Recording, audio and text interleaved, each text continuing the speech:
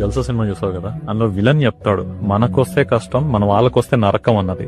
మనకొస్తే కష్టం, మనకు కావాల్సిన వాళ్ళకొస్తే అది నరకం.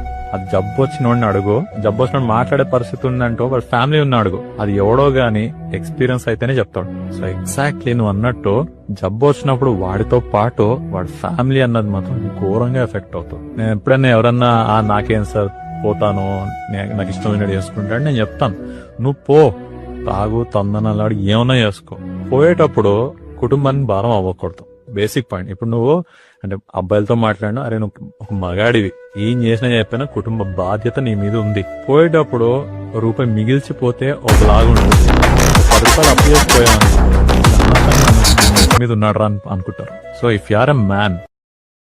కౌశిక్, అమెరికాలో నా ఇంట్రెంట్ $2,000 అంటే $1,72,000. నీకేరా బానే సంపాదిస్తున్నావుగా, ఇంకేం ప్రాబ్లం? సంపాదిస్తున్నా, కానీ ఇక్కడ కాస్ట్ ఆఫ్ లివింగ్ చాలా ఎక్కువ కౌశిక్. పైగా ప్రతి మంత్ నా డబ్బుని ఇండియాలో ఉన్న నా ఫ్యామిలీకి పంపిస్తూ ఉన్నా. సో డబ్బు ఎలా వస్తుందో అలాగే పోతుంది కౌశిక్.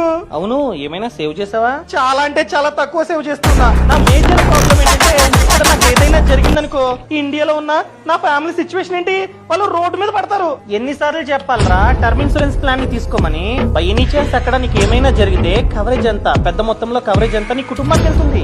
ఇక్కడ అమెరికాలో తీసుకుందామంటే ప్రీమియం చాలా ఎక్కువ టర్మ్ ప్లాన్స్ ది. అయితే ఇండియాలో తీసుకో.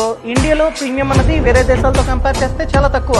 అండ్ యుఎస్ లో కొన్ని సందర్భాల్లో చూసుకున్నట్లయితే ఎస్టేట్ ట్యాక్స్ అనేది మన ఇన్సూరెన్స్ కవరేజ్ నుంచే కట్ అవుతుంది. కానీ ఇండియాలో అటువంటి ప్రాబ్లమ్స్ ఏమీ లేవు. మరి ఇండియాలో తీసుకుంటే ఒక ప్రభుత్వ ఉద్యోగి రిటైర్మెంట్ తర్వాత తన గ్రాట్యుటీ ఎంత వస్తుందోనే తెలుసుకోవచ్చు. ఆ సంబంధించినటువంటి కంప్లీట్ క్యాలిక్యులేషనే ఈ గ్రాట్యుటీ క్యాలిక్యులేషన్ వీడియో. ఇది ఉద్యోగి బెనిఫిట్ 4వది. ఓన్లీ గ్రాట్యుటీ క్యాలిక్యులేషన్ కావాలంటే మీరు ఈ వీడియోని 3.02 సెకండ్స్ దగ్గర తీసుకెళ్తే వస్తుంది. మొత్తం బేసిక్స్ కావాలంటే స్టార్టింగ్ నుంచి చూడండి. ఇదివరకే టీఎస్జిఎల్కి సంబంధించినటువంటిది, జిఏఎస్ సంబంధి, అలాగే ఈఎల్ ఎన్కాష్మెంట్కి సంబంధించినటువంటి అన్ని క్యాలిక్యులేషన్స్ కూడా వివరంగా క్యాలిక్యులేషన్తో పాటు రిటైర్మెంట్ బెనిఫిట్స్కి సంబంధించింది జరుగుతుంది. ఇది గ్రాట్యుటీకి సంబంధించింది 4వ బెనిఫిట్ వీడియో.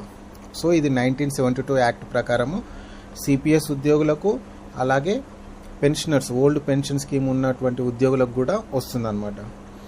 దీనికంటే ముందు ఒక ఉద్యోగి కనీసము 5 సంవత్సరాల సర్వీస్ చేసి ఉండాలి. దానికంటే తక్కువ చేసి ఉంటే మాత్రం గ్రాట్యుటీ రాదు. ఒకవేళ ఉద్యోగి మరణిస్తే తనకు వేరే విధంగా ఉంటుంది, అది నెక్స్ట్ వీడియోలో చూద్దాం. సో దీనికంటే ముందు ప్రస్తుతము ఈ గ్రాట్యుటీ అనేది 16 లక్షలుగా ఉందన్నమాట.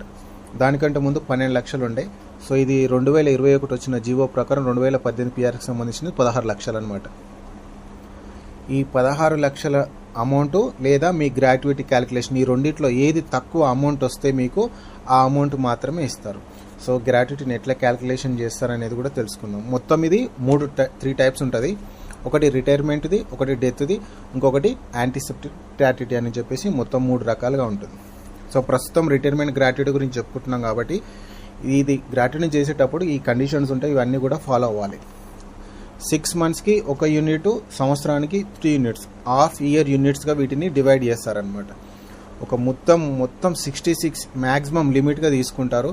అంటే 33 సంవత్సరాల సర్వీస్ ఉన్న వారికి ఫుల్ యూనిట్స్ వస్తాయి. 33 సంవత్సరాల సర్వీస్ పైన ఎన్ని ఉన్నా కూడా 66 యూనిట్స్ మాత్రమే తీసుకుంటారు.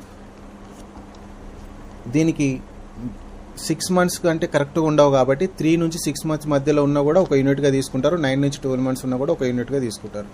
28 సంవత్సరాల పైన సర్వీస్ ఉన్న వాళ్ళకి 33ని కంప్లీట్ చేయడం కోసం ప్లస్ 5 ఇయర్స్ వెయిటేజ్ ఇస్తారు. 30 ఇయర్స్ సర్వీస్ ఉన్న వారికి ప్లస్ 3 ఇయర్స్ వెయిటేజ్ ఇస్తారు.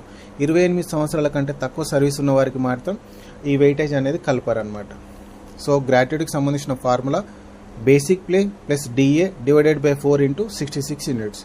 సో ఇలా basic pay plus DA into 66 చేస్తే వచ్చిన మొత్తం అమౌంట్ నుంచి 1/4 అమౌంట్ ఇస్తారు. అంటే సింపుల్గా వచ్చిన మొత్తం అమౌంట్లో 25% అమౌంట్ అనేది మీ గ్రాట్యుటీగా ఉంటుంది. మీ వచ్చిన గ్రాట్యుటీ లేదా 16 లక్షలు ఏది తక్కువ ఉంటే అది ఇస్తారు.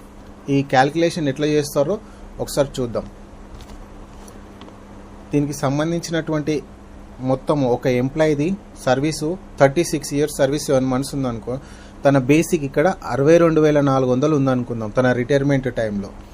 సో ఎంప్లాయీకి సంబంధించినటువంటి సర్వీసు 36 సంవత్సరాల 7 నెలలు ఉన్నా కూడా దీన్ని యాక్చువల్గా యూనిట్స్లోకి మనము హాఫ్ ఇయర్ యూనిట్స్లోకి కన్వర్షన్ చేసుకున్నాం అనుకో 72 + 1 73 యూనిట్స్ వస్తుంది. బట్ ఏంటంటే ఇక్కడ లిమిట్ ఉంది కాబట్టి మీకు ఎన్ని వచ్చినా కూడా 63 యూనిట్స్ మాత్రమే తీసుకోవాల్సి ఉంటుంది. సో అందుకే ఇక్కడ ఎన్ని తీసుకున్నాం, 66 యూనిట్స్ మాత్రమే తీసుకున్నాం.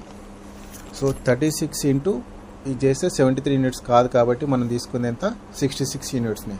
సో ఇప్పుడు మనం ఇంతకుముందు మనం ఏదైతే ఫార్ములా చెప్పుకున్నామో ఆ ఫార్ములాలో ఈ 66 యూనిట్స్ని మొత్తం దానిలో మనం వచ్చేసి ఇంప్లిమెంట్ చేస్తే మనకు గ్రాట్యుటీ ఎంత వస్తుందనేది తెలిసిపోతుంది. సో ఇక్కడ ఫార్ములా ఏంటిది, ఫస్ట్ తన లాస్ట్ పే డ్రాన్ ఉంటుంది కదా,